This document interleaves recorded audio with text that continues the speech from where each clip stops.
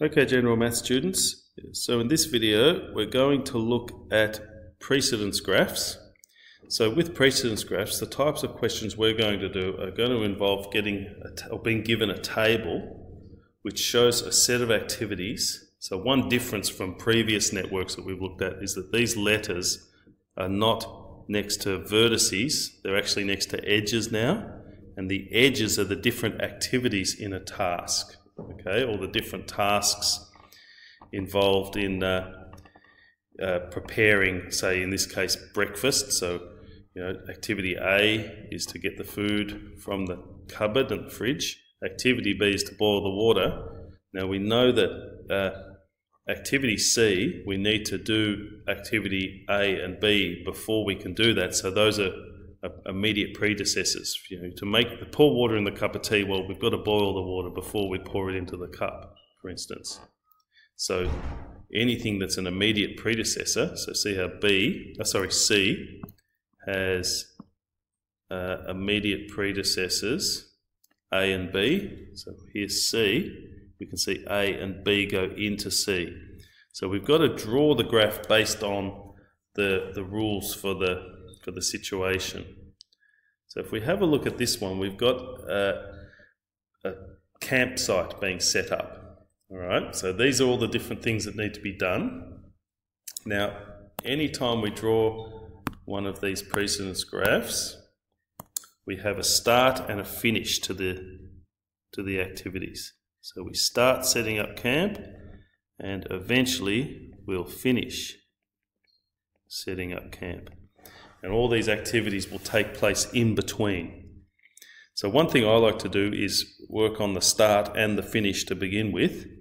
So I can see here that activities A, B and C, these ones here, have no immediate predecessors. That means nothing comes before them. So they must be from the start. So we'll put those in. A, B and C with the weights as well. B has a weight of 5 and C has a weight of 3. So we put those in. Then we'll finish those with a vertex each as we go. Now, looking towards the finish, what we want to do is look at these predecessors here. We've got A, B, D and E. We've got B again twice there. We've already marked that, but we've got C and H. Right, so what we find is that we don't have F, G or I on that list. They are not immediate predecessors to any activity, so they must be the last things we do which go into the finish. So F, G and I go into the finish.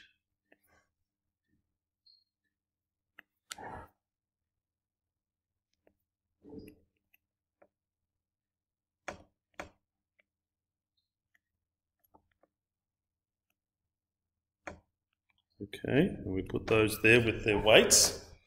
And let's continue on from there. Righto, so now we've got in between. So we've done A, B and C, so let's move on to D. I'll just wipe all this stuff out. Okay, so I'll go for red here. We're going to do D. So we look and see D, its immediate predecessor is A. So A must happen, then D follows that. Now, where does D go? Well, we can see that it is an immediate predecessor to F. So D must come from A and go to F.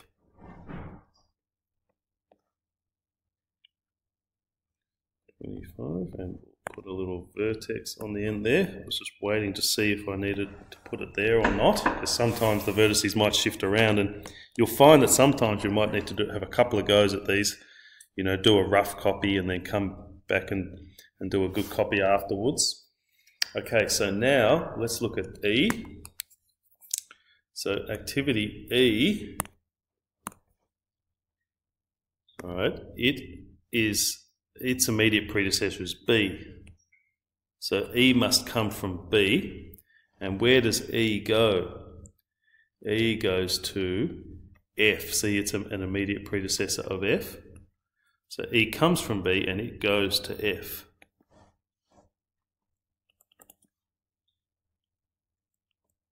Right, so we're starting to build up our graph.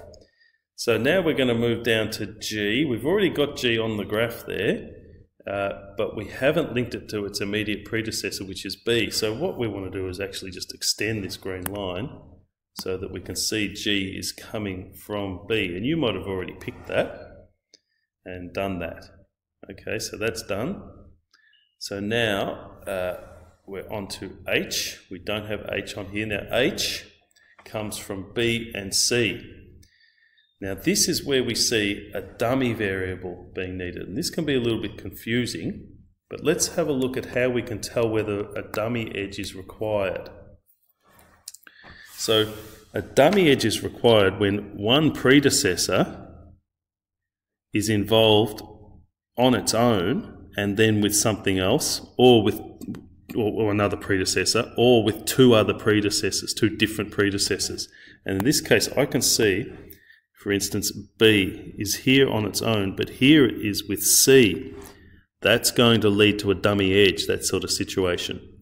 Because H only needs, H needs B and C, but E and G only need B. They don't need C. So if C was linking back to here, into that one, and then H was coming off that, well, E and G would also have C as a predecessor, and that's not right. I know it's a little confusing. It's probably the hardest thing about this, but let me show you what we do. We're going to come from H. I put H here coming out of C. There's H with a weight of 25.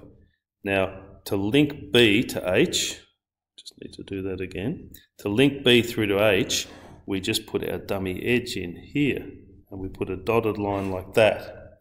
Now this edge doesn't exist, so it has a weight of 0, and we'll just call it X.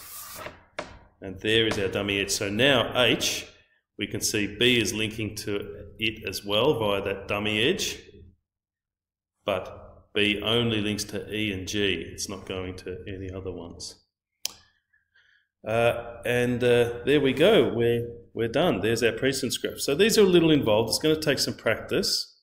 We're only going to do the ones that involve a table as well. So you've got a very clear thing to follow. The trick is really with those dummy edges and perhaps getting used to maybe doing some rough copies along the way before we lead up to our final good copy. Alright, so go ahead and try the questions in the description for the video.